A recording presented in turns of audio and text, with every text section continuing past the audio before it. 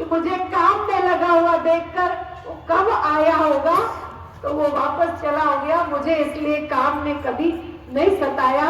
उन्होंने वास्तविकता में इंद्रियों का दमन किया था। कहा भी गया है शास्त्रों में के शत्रुवा संति, शत्रु कौन है?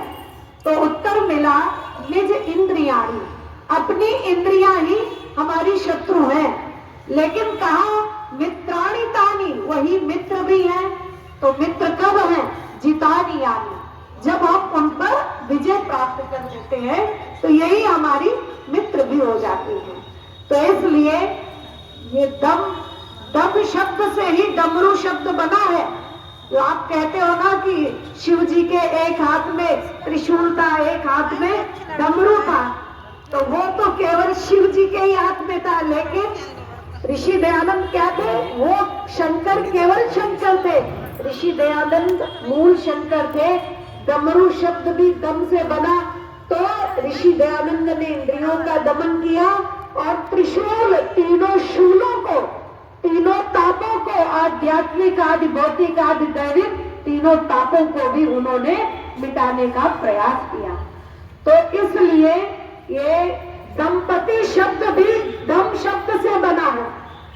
जो संतान के निर्माण के लिए उनके सामने कोई ऐसी क्रिया प्रतिक्रिया नहीं करते जिससे संतति के ऊपर कुछ गलत असर पड़े, इसलिए दंपति को दंपति कहा जाता है कि वो संतान के निर्माण के लिए अपनी इंद्रियों का दमन करते हैं, अर्थात तप करते हैं, उनको गलत काम करने से अपने को रोकते हैं।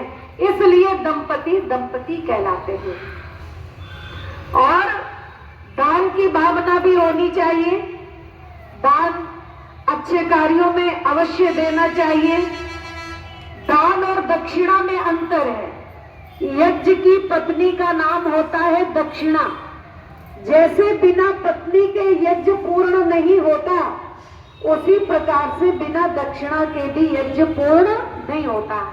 दान वो है जिसकी चर्चा आचार्य जी ने की कि राष्ट्र की रक्षा के लिए भामाशाह ने राणा प्रताप को दान दे दिया, तो उनका वो धन फलित हो गया, सार्थक हो गया कि भाई